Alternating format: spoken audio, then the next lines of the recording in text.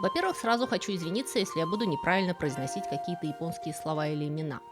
Я никогда японский не учила, и хоть я и постаралась найти все произношения, но не тут-то было.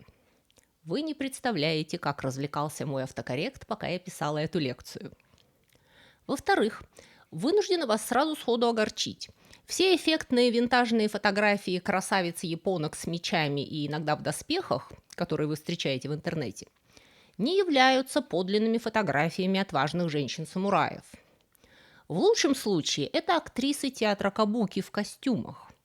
В худшем это или гейши в костюмах, или юноши-актеры театра кабуки, одетые для представления, или вообще туристы, позирующие для стилизованных фото. В начале 20 века они были так же популярны в Японии, как и в Европе. Kunsuga! No, no, no, no, no, no, no. He stinks. Now you look merely constipated. It's all very well for you. This camel's jolly uncomfortable for sitting on. Не то чтобы женщины-воины Японии совсем не существовали в действительности, но, как это часто бывает, легенды о них мало совпадали с исторической правдой. Хрупкие красавицы в кимоно и с огромным мечом хорошо соответствуют нашим нынешним мечтам о сильных женщинах, которые могут навалять любому мужику и при этом выглядят как фотомодели. Реальность же, как вы можете догадываться, была не столь эффектной и практически несуществующей. Вопрос о том, существовали ли вообще женщины-самураи, упирается в то, говорим ли мы о женщинах-самураях или о самураях-женщинах, потому что это не одно и то же.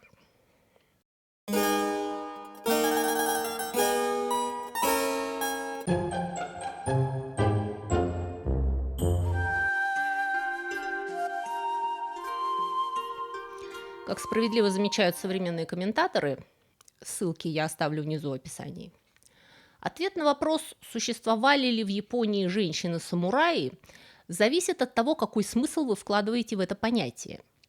Если вы имеете в виду, существовали ли женщины, принадлежащие к самурайскому сословию и вследствие этого разделяющие его специфический стиль жизни, то да, конечно, они существовали и разделяли. На протяжении всего времени, пока самураи были отдельным социальным классом, были женщины, которые в него входили и по рождению были вынуждены вести соответствующий образ жизни, сильно отличающийся от того, как жили женщины других классов и сословий. То есть были женщины-самурайки, в том смысле, в каком мы говорим, что были женщины-дворянки.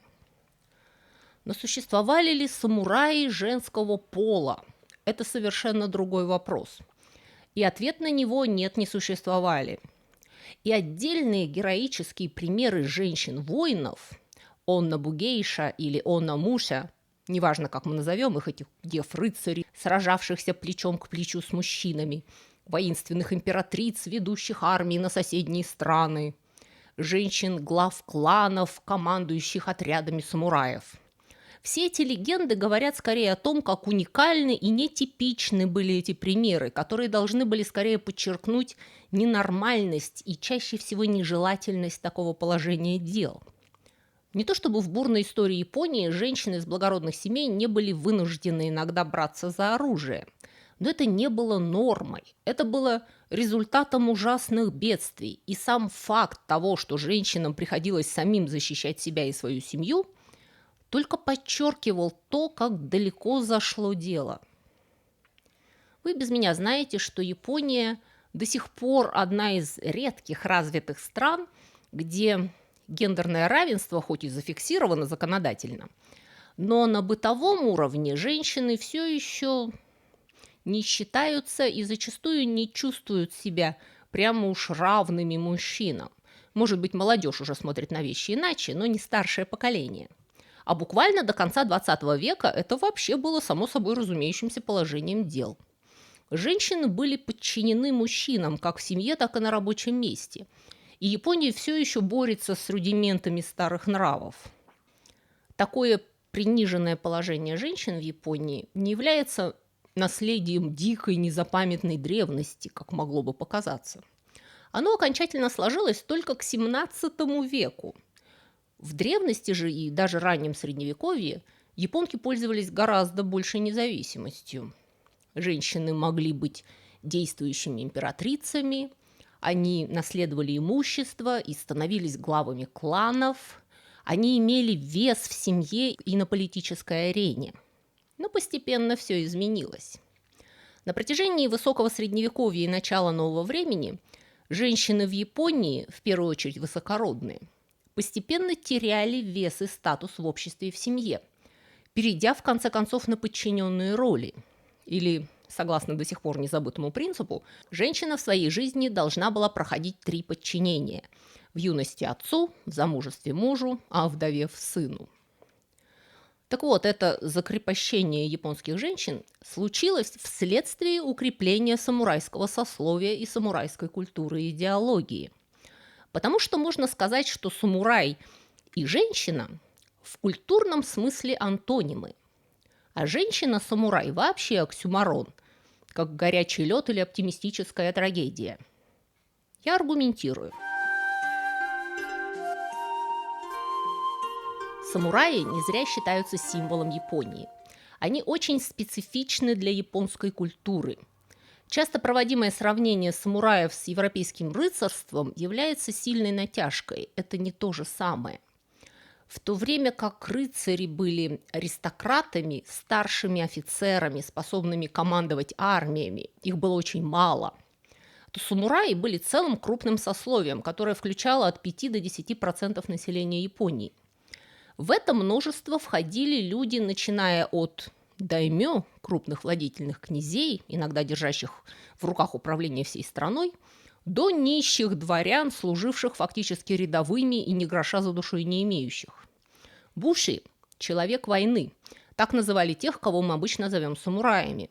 Самурай и буши – слова очень близкие по значению. Но самурай – это скорее термин мирного времени, больше ориентированный на социальное положение, а буши – военный термин, обозначающий профессионального воина на работе. Сословие воинов складывалось в Японии постепенно, в течение нескольких веков. В начале первого тысячелетия нашей эры появляется первое государство японцев – Ямато, которое, расширяясь с юга на север, ведет непрерывные войны с айнами, бородатыми людьми, древним народом севера. Японцы захватывают остров Кюсю, вторгаются в Корею, и столетия войн сформируют самурайство, сословие профессиональных военных. В VIII веке Япония постепенно осознает, что далеко не все государственные институты, которые она переняла у тогдашнего светоча цивилизации Танского Китая, ей подходят. Китайская армия, к примеру, состояла преимущественно из рекрутов. То есть, если китайскому императору нужна была армия, он посылал разнарядки на места, и там просто брили лбы и ставили под ружье необходимое количество крестьян. В переносном смысле, конечно, оружия еще не было. И таким образом можно было создать гигантскую пехоту, плохо обученную, не бог весть какую дисциплинированную, но огромную, и просто задавить противника числом. Для Китая это отлично работало. В Японии же география страны и политическая обстановка доказали бессмысленность таких армий. Быстро выяснилось, что маленькие, но хорошо организованные, профессионально обученные воинские подразделения гораздо более эффективны на гористых, лесистых островах, чем гигантские толпы вчерашних крестьян. И Япония фактически ликвидирует рекрутскую повинность и начинает полагаться на профессиональных наемников. И это были предтечи самураев. Возникновение феодальной раздробленности и усиление местных правителей проходили параллельно этому процессу. В результате в IX веке уже возникла ситуация, когда могущественные феодалы начинают создавать частные армии и укомплектовывают их офицерский состав своими родственниками или клиентами, зависимыми от них людьми. Умение владеть оружием предоставляет амбициозному молодому человеку растущие возможности сделать карьеру на службе у какого-нибудь могущественного аристократа. Чем больше становилось таких возможностей, тем с большим энтузиазмом молодые люди посвящали себя профессии военного. Результатом стало возникновение ордена профессиональных воинов, которые стали известны как самураи. Изначально эти местные военные подразделения были как бы подчинены императору и в случае необходимости могли быть призваны на имперскую службу. Но к XI веку огромные частные армии на жаловании у влиятельных и богатых кланов уже только номинально числились на службе у императора. К этому времени сложились и устои морального кодекса самурая «Путь воина» бусидо, восхвалявшего такие добродетели, как безрассудная храбрость, свирепая гордость и самоотверженная, временами абсурдная преданность господину. Армии профессиональных, слепо преданных начальнику воинов-вассалов дают возможность мощным феодальным семьям подняться и начать соперничать за верховную власть в стране. Гражданская война между домами Тайра и Минамото окончательно сформировала классическое самурайство Золотого века, которое мы, собственно говоря, и представляем сейчас как стереотип самурая из легенд и видеоигр. Минамото но Йоритомо разбил клан Тайра и получил титул сёгуна, главнокомандующего, фактически военного диктатора. С тех пор, хотя номинально власть Японии продолжает принадлежать императору, настоящим властителем, первым министром и военным лидером страны будет сёгун, первый из самураев. Правительство сёгуна называют бакуфу, палаточный лагерь, ставка по-нашему. Гражданская административная иерархия будет заменена военной, и с XII по середину XIX века Япония становится де-факто военной диктатурой. С перерывом на смуту, когда централизованная диктатура пала и все дрались со всеми. И военное сословие страны получает редкие в мировой исторической практике привилегии.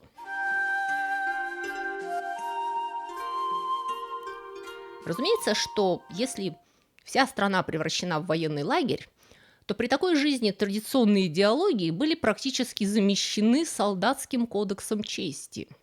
Даже религии и почти религии – буддизм, синтоизм, конфуцианство – были переосмыслены и поглощены военной моралью.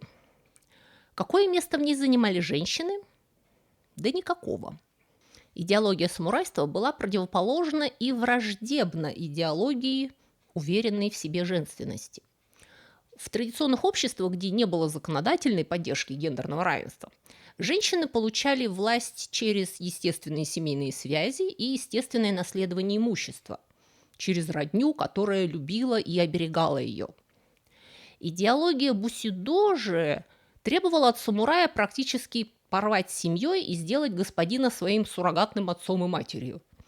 Самурай был полностью психологически и материально зависим от начальника и не должен был копить деньги. Он получал жалование рисом, аскетизм был добродетелью, привязанность к братьям по оружию восславлялась значительно больше, чем привязанность к семье. Семья самурая, его жена и дети, становились микроскопическим армейским подразделением, также слепо преданным главе семьи, как тот был предан своему сюзерену. Зарина. Джамиля. Гюсель. Саида. Хафиза. Зухра. Лейла. Соответственно, чем больше усиливалась военщина, тем хуже становилось положение женщин в обществе. Женщины правящего класса были превращены в станки для изготовления солдат. У них были обязанности, но очень мало прав. С мужьями они встречались только чтобы делать детей. Мужья зачастую даже жили отдельно. Мужчины могли брать себе наложниц, и если законная жена возражала тому, что сын от наложницы становился наследником, это было достаточной причиной для развода с ней. Девочки, рожденные в самурайских семьях, обучались владению оружием. Это было жизненно необходимо в условиях, когда мужчины были вечно в походах, княжество в состоянии войны, и оставшимся в замках женщинам приходилось защищать себя и детей от нападений мародеров. Никто не ожидал от дамы размахивания мечом, катаной, который весил, между прочим, почти килограмм, и имел ореол святости. Нагината – шест с саблей, алебарда такая, кинжал кайкен и лук со стрелами были типичным женским оружием. Нагината с ее длинной рукоятью компенсировала мелкость женщины и доказала свою полезность при обороне зданий. А кроме нагинаты, женщине из самурайского клана нужно было быть привычной к кинжалу, потому что в случаях риска захвата в плен или смерти супруга они, точно так же, как их мужья, обязаны были покончить с собой. В отличие от мужчин с их сложным ритуалом сеппуку, женщины просто перерезали себе горло. И поэтому никогда не расставались с кайкеном, который можно было прятать в пояс кимоно или волосы. То есть даже если женщина по факту становилась воином, она не могла быть профессиональным рыцарем. Максимум, кем она могла быть, это продвинутой любительницей, не входящей в армейскую структуру. Самураи были мужским клубом, куда не брали девчонок. То есть назвать любую, сколь угодно дрочливую даму самураем вообще некорректно. Она не обучалась наравне с мальчиками полному комплексу военного дела, не имела ранга, не входила в регулярное подразделение и не подчинялась иному начальству помимо мужчин ее семей. Мы будем называть женщин-воинов оннабу-гейша – женщина-мастер боевых искусств. Вы слышите корень гейша – мастер, и корень бу, как в бусидо – бой, битва. И легендарные оннабу-гейши появились в Японии еще до самураев. По крайней мере, так говорят легенды.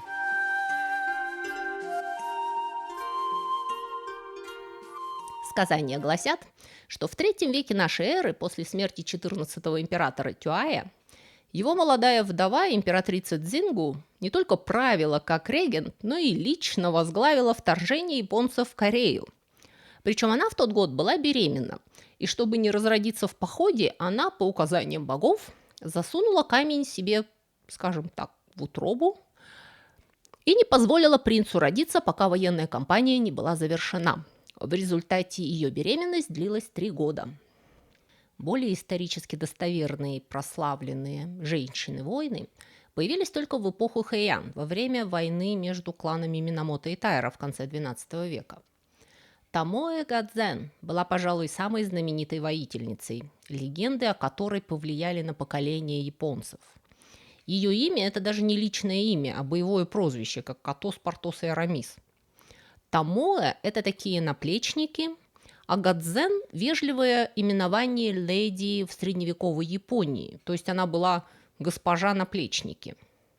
Ее настоящее имя мы не знаем, а фамилия ее была Накахара.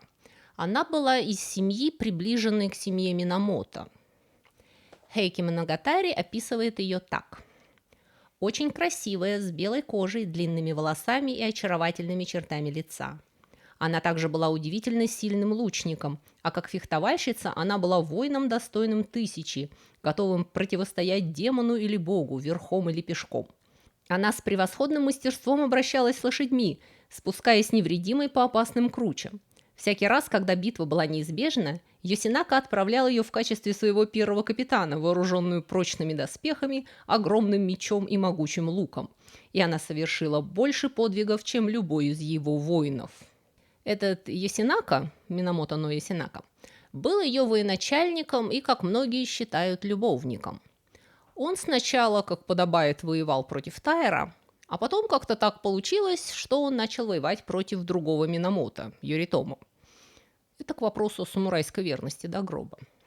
Так вот, пишут, что Томоэ Гадзен командовала 300 самураями против 2000 воинов Тайра, а после вместе с Йосинакой захватывала Киото. Ее господин выжелал стать лидером клана Минамото и схлестнулся с родственниками. Но не очень успешно. В результате 300 людей Йосинаки были загнаны в угол и оказались против 6000 противников. Йосинака, предчувствуя свою неотвратимую гибель, молил Томоэ бежать. Что, кстати, заставляет некоторых историков думать, что она ему была больше, чем просто одной из вассалов. Но она, как настоящая дочь самурая, с презрением отказалась и сражалась бок о бок с ним, как минимум обезглавила одного врага. В другой, более неприглядной версии легенды, Ясинака умолял ее бежать, потому что он не хотел умирать бок о бок с женщиной, считая это позором. В любом случае, конец жизни Томоё Гадзен скрыт тайной. Говорят, она пережила битву, в которой ее господин был убит. Говорят, она стала буддийской монахиней и дожила до 90 лет. Говорят, она и тогда не умерла своей смертью, а ушла в море, держа в руках отрубленную голову своего господина и перебив предварительно кучу его врагов. На другой стороне, в той же войне, сражалась другая амазонка Хангаку Гадзен. Та начала свою военную карьеру именно что во время трехмесячной обороны своего фамильного замка.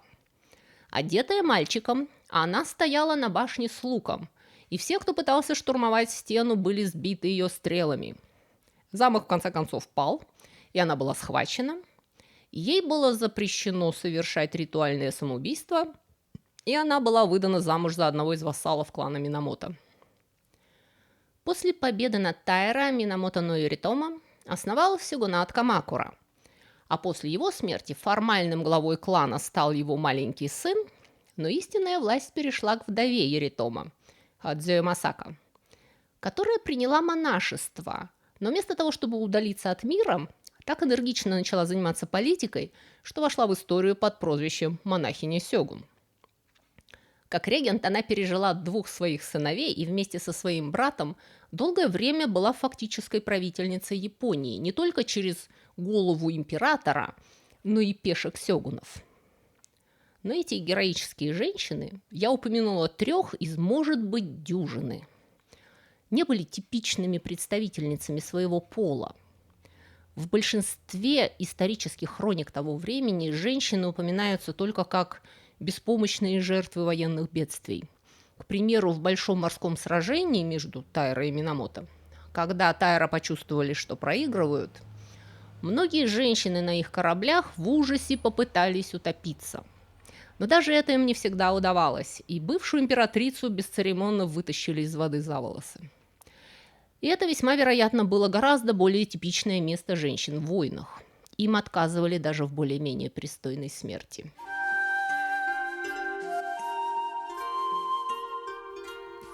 В любом случае, немногочисленные рассказы о женщинах-воинах и женщинах-полководцах принадлежат по преимуществу эпохе феодальной раздробленности.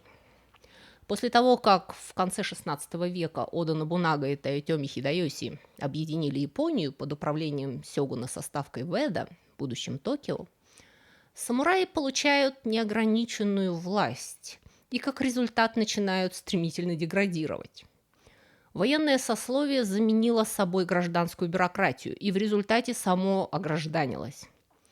Но морально умирая, самурайство еще отчаянно пытается цепляться за свои привилегии.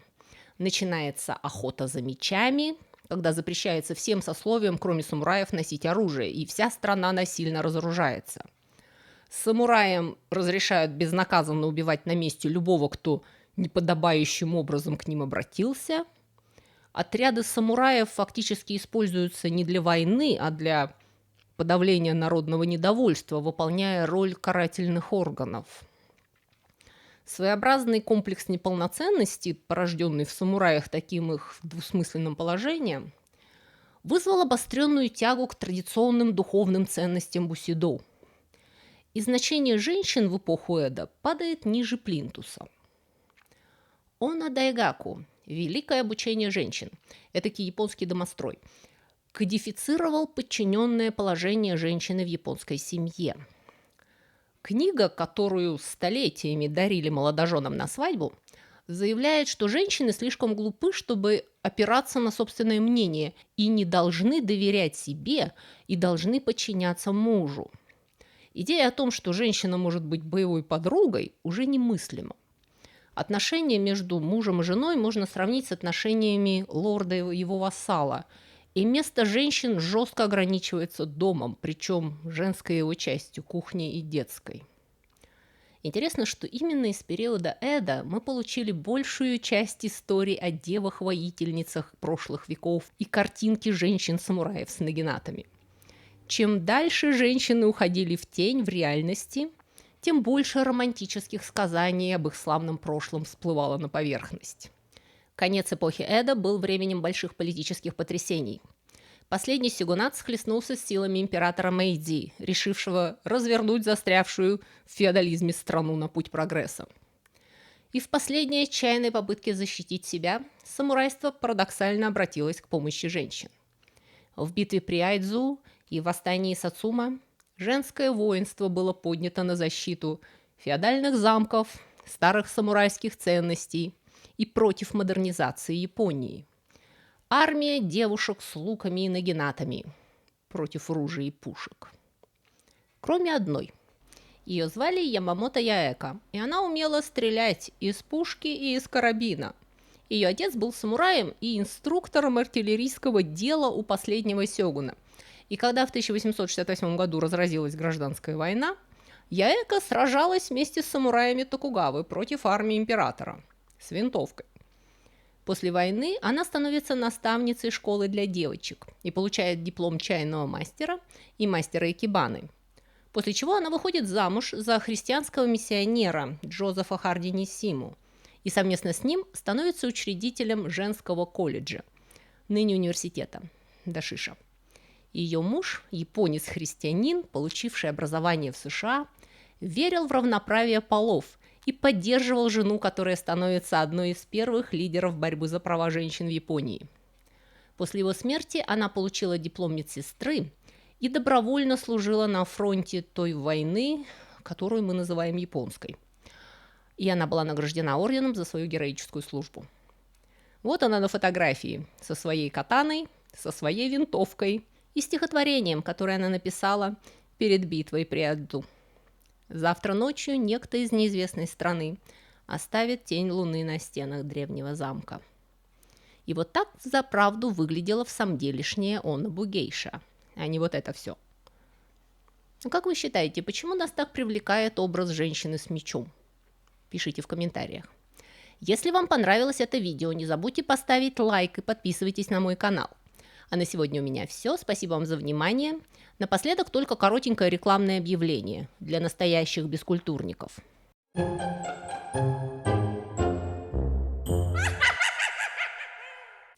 Друзья мои, если вы скучаете между субботами и хотели бы больше и чаще узнавать всякие интересности, касающиеся истории культуры, и особенно истории бескультурья, то вы можете подписаться на мой блог на Бусти или Патреоне.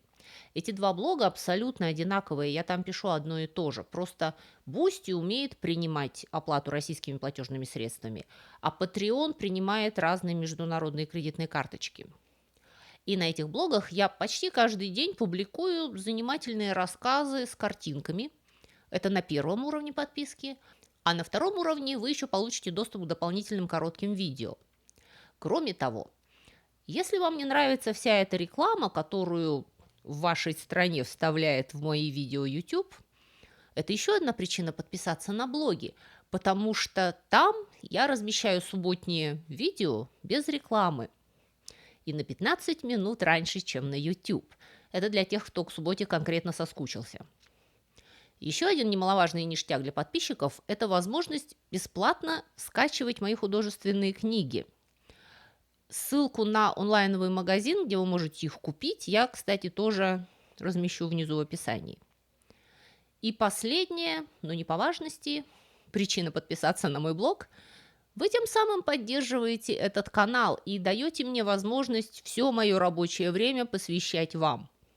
На сегодня у меня все. Всего вам доброго и до скорых встреч!